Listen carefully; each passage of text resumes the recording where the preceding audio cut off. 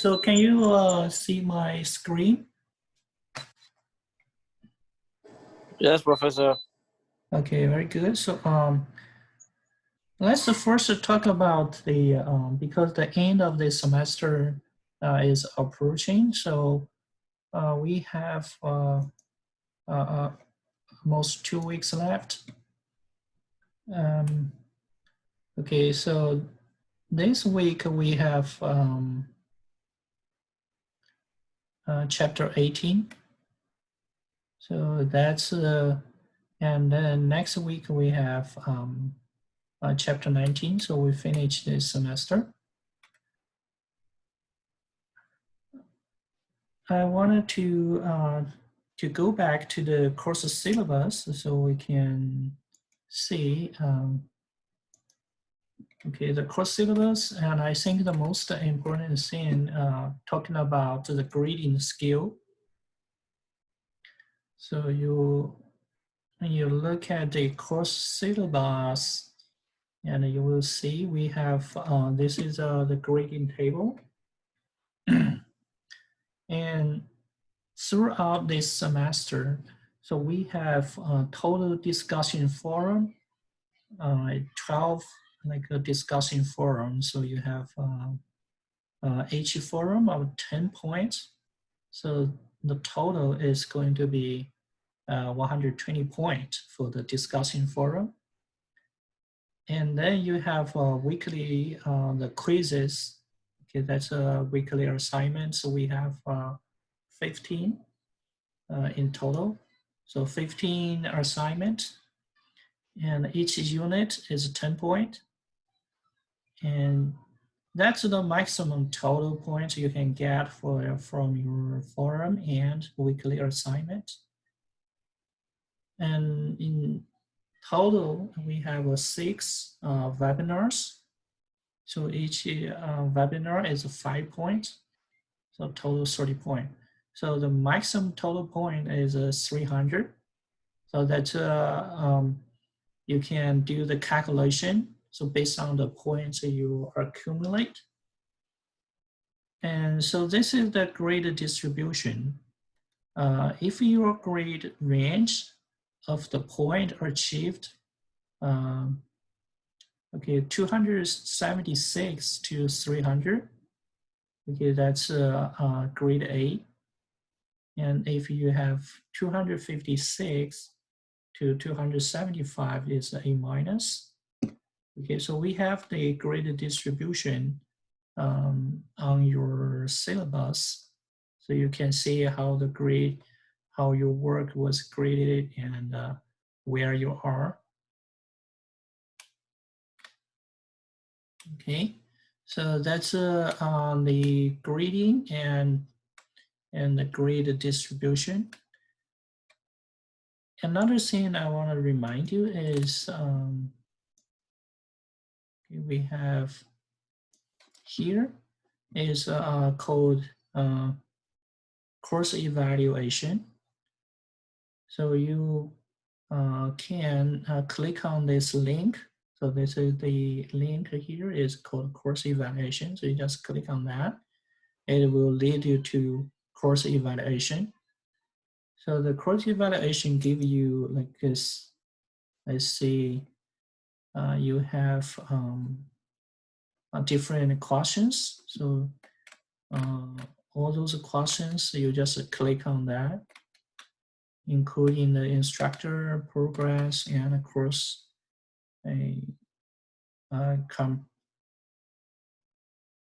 comparison and attitudes and behaviors, or in general. That's quite a lot of questions that you need to, once you finish, you can add some comments, particularly you wanted to mention, and then you click it down, you finish that. Okay, I need to get this one, the course evaluation with a good response rate.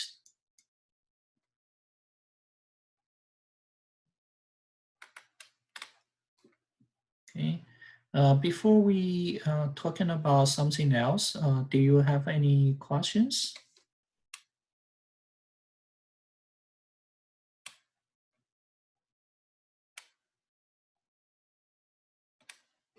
No, Professor.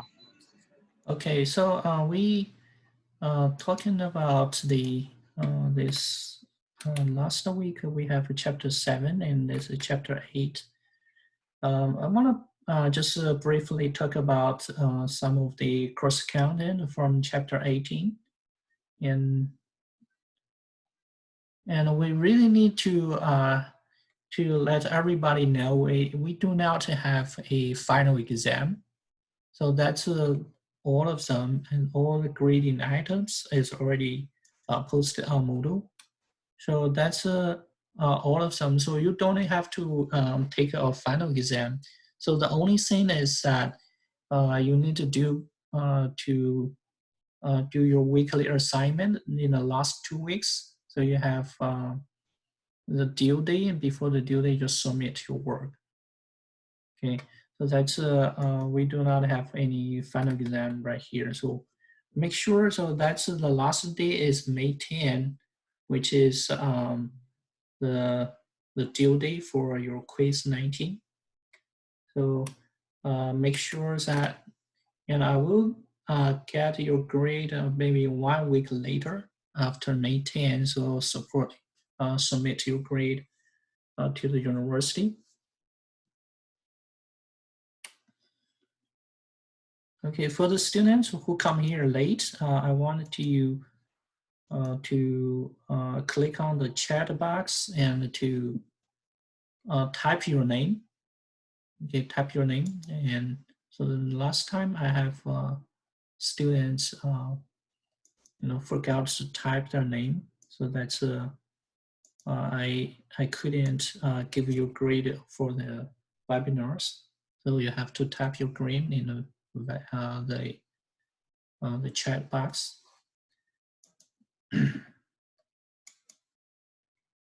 Okay, so now we go to the testing. So we talk about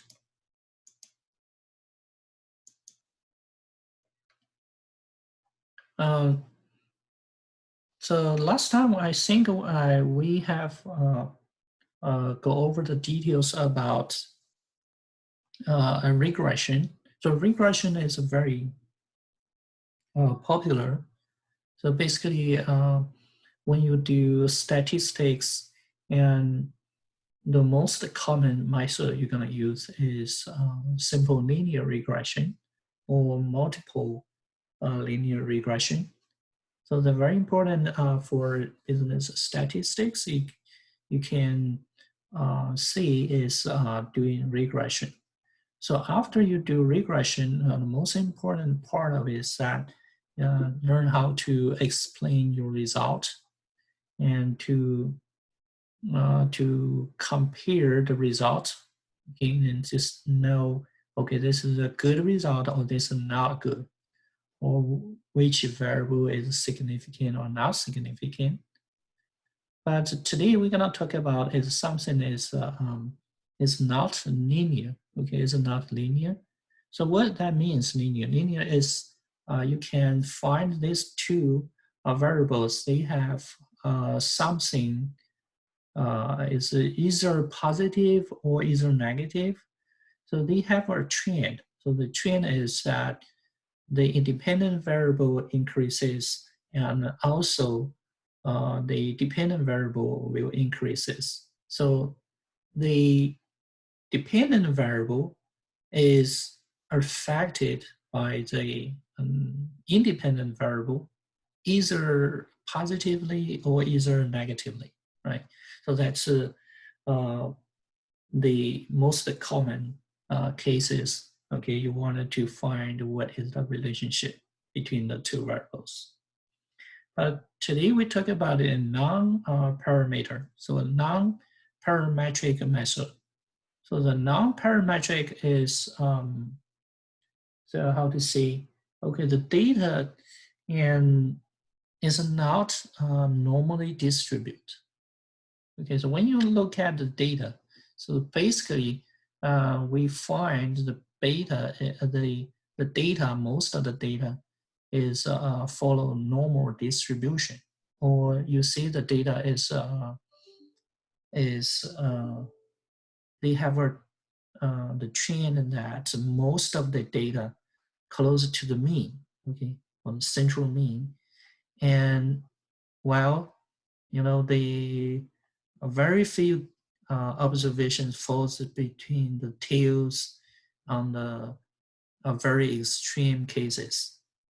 So for non-parametric cases, is that the data are not follow normal distribution. That doesn't mean all the variables they have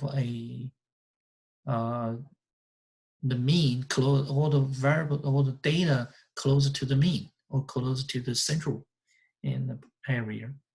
So non-parametric, we have made basically the most important, we testing the media instead of the mean.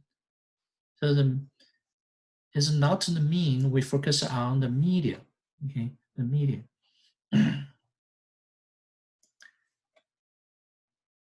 So the first that we wanted to see is that to do like a sign test. So and the sign test is a hypothesis test about the population media is not the mean. Okay, let's look at the median. And do you still remember the difference between media and mean? Okay, so the very important thing is that for some of the data, you can use median. The media is not the mean. The mean is take the average of all the populations, right? The median is not Is not the average.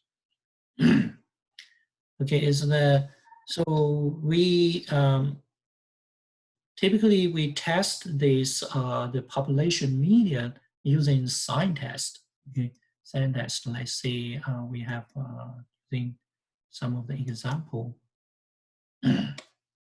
And so how you do the sign test that we can do is called the plus sign test. Or whenever the data in the sample are above the hypothesized value of the median, or they are below the hypothesized value of the median. So using a minus sign, if the value is below the hypothesis value of the median, using minus. If it is above the hypothesized value of the median, you use a positive sign. This is very common. So some of the time we using this for like a portfolio decision making. So are you gonna buy this stock or not going to buy the stock? For example, you look at the historical price. Okay, the last day when the stock price go up, and then the following day, and you starting to buy. If the last day the stock price go down, you're starting to sell. So that's the similar to this one. We have that's called a sign test. Okay, so how are you gonna do that? So we can use in Excel the first we assign is plus and minus sign to make the situation into a binomial distribution. So you're using the binomial distribution. Okay, so typically is similar to you do like a flip the coin. Okay, it's a head or tail. So it's if the head you put plus sign, is tail you put minus sign. So how many times? And the sample size is the number of trails, and that's the sign. And the trails are independent. That means so the first time will not affect the second time. So like say you flip the coin, so it doesn't you got the head for the first time, it doesn't affect you to get the tail for the second time. Okay, So, and then you have the p-value denotes the probability of a plus sign. Okay, usually we, it's already close to the end of this semester. Usually we think if the p-value is 0.5, okay, it should equal to 0.5 for the population median. Okay.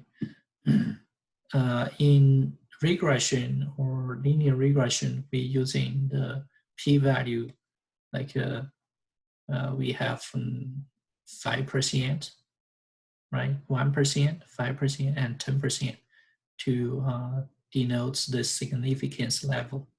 But for non-parametric method, so we choose most of the time choose the p-value equal to 0.5.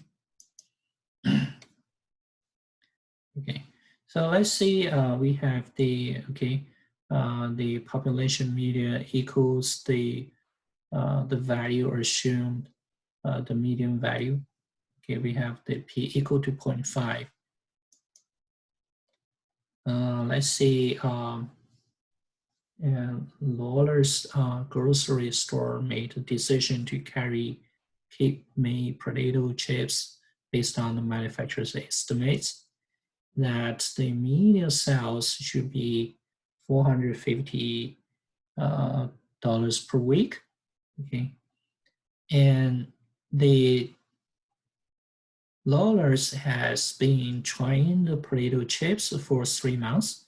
Data showing that 1 week sales at 10 randomly select at Lawler's stores are showing on the next slide. So you can see that you have the different store, okay, and you have about 10. You choose 10 from all the stores, and the weekly sales, when is this weekly sales is above 450, so you choose a plus sign. Okay, above 450, below 450, and you put a negative sign. Okay, that's how you do that. Okay, so the first you get to the store and find the weekly sales. If that number is above 450, and you put plus sign. If it's below, you put a negative sign. Okay, the median sales is 450, and the binomial probability you choose, the p-value is 0.5. Okay, so you can see the binomial probability, and when the trail is 10, the probability is 0.5. So you can get this the probability using is called binomial dist function in Excel. Now let's see how we do that. We do open an Excel spreadsheet.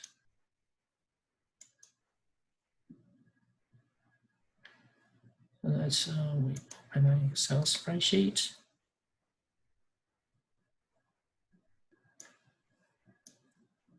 Let me see, we can make this one.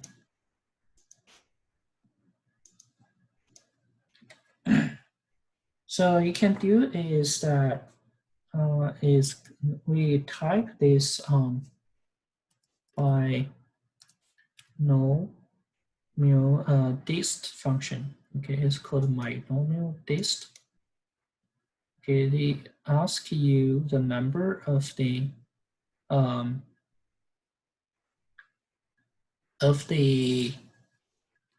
positive sign. Okay, if this is 0, how many trails? Okay, just see they did 10, like 10 times of the number of the observation, and the probability is 0.5. And then you choose cumulative distribution, or you choose probability mass function. Okay, you can choose either true or false, right? So let's say we do the false, and we do not want the cumulative. Okay, that's the function you can do is using binomial dist function. Okay, so that's the first one. You got 0.0098. Okay. Binomial probability 0.0098.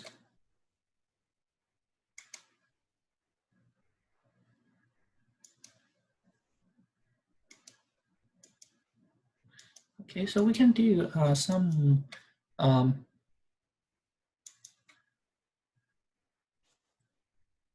so we can change this positive sign into 1 or 2, right? So we can see we change that. So how that works, okay? So we can see, okay, is this is the probability of the one independent. So we wanted to know is what is the cumulative. So the cumulative is that, so you get all those observed numbers of plus sign and you add them together. So you add them, the probability of the 7 or above plus sign is going to be this plus together. So let's say you wanted to get a cumulative. So you can choose this like a true. So you instead of false.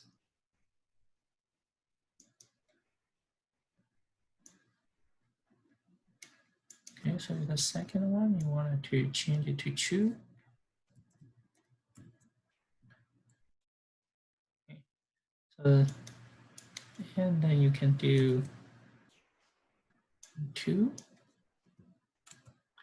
So you can get a different one and using the binomial distribute function, right? So you can get a different function. So those are how you do the sample.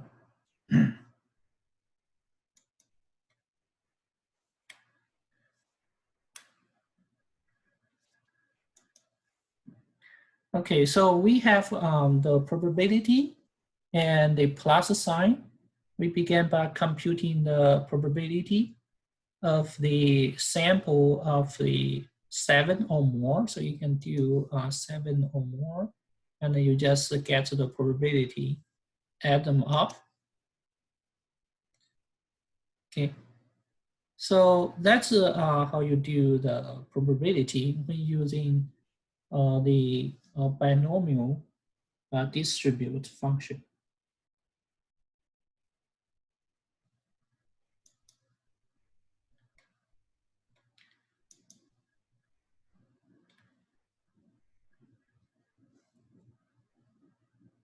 Okay, for larger sample size, we rely on the normal distribution approximation function. And similarly, so we can do is using 0.5. And this approximate normal is for the, if the trails, above 20, so you can do the trails above 20. So similarly, so we can do a random sample of 61 recent new home sales, find a 22 home sold for more than 236,000, and 38 sold for less than 236,000. Okay, so you can, the hypothesis test is the median is above 236,000. Okay, so what is the median price test for the new homes?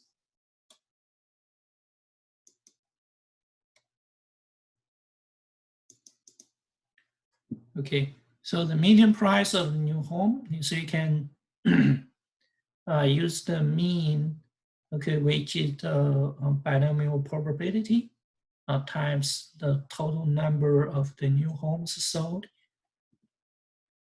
And the delta is going to be 0.25 times the 60 squared. Take the square root.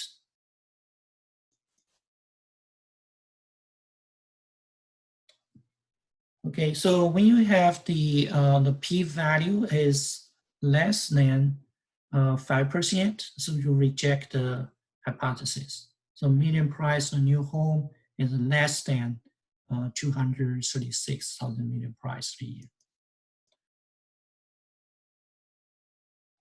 Okay, so we gonna do a sign test for another case we see is that for small sample case.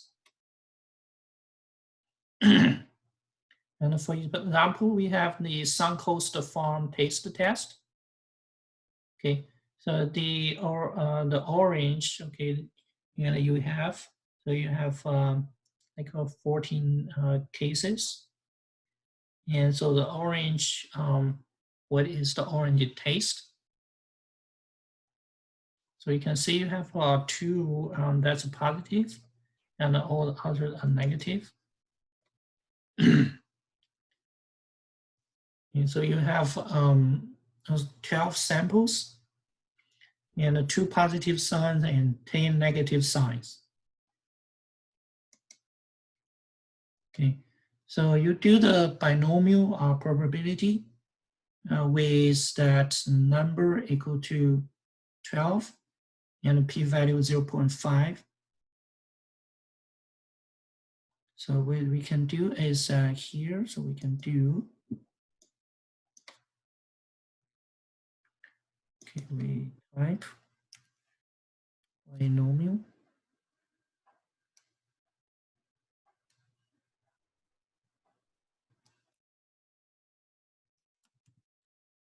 Okay, binomial test. Okay, the numbers, we can see the positive sign is 0. And how many trails at 12? And the probability is 0.5. Okay, so we can choose either a cumulative distribution for all probability mass. Okay, so you choose the false.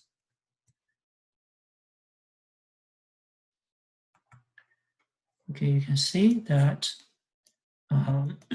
this is 0.0024, and when there is no positive sign. What about you have 1 positive sign? Okay, we change this one to 1. 1 positive sign is 0.00293. So we're gonna do like a 2 positive sign. Okay, so you have a 2 positive sign. Okay, 0.016. So you have you can do this using binomial function, and you can calculate more positive signs. So you have 0.02, 0.029, 0.16. So you have different tests. So the okay, so because the observed number of plus sign is 2, so we began to computing the probability of obtaining 2 or less plus sign, 2 or less, right? So you're gonna have to have the probability of 0, 1, 2 plus sign. It's going to be all these 3, the probability. They add them up. Okay, so it's going to be 0.0192. Or use a two-tailed hypothesis test. So you're gonna be, if 2 tails, you double that probability. You can see this is gonna be your p-value if you do a 2-tailed hypothesis test. But this number is, okay, the p-value you got is less than 5%. Okay, so you reject the hypothesis. So that's we talk about, remember the significance level, 5%, and 1%. Okay, so I I wanted to give you the remaining, we have several minutes, a couple minutes left. So I wanted to give you opportunity to ask questions. So do you have any questions?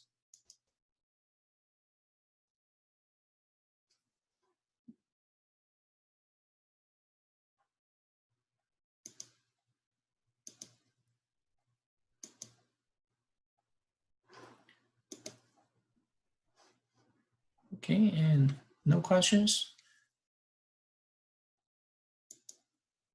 Okay, so we have okay, I hope you understand everything and for this semester, and I hope you stay safe and healthy. Okay, see you. I'm going to end the meeting. Okay. Okay, see you and have a good day.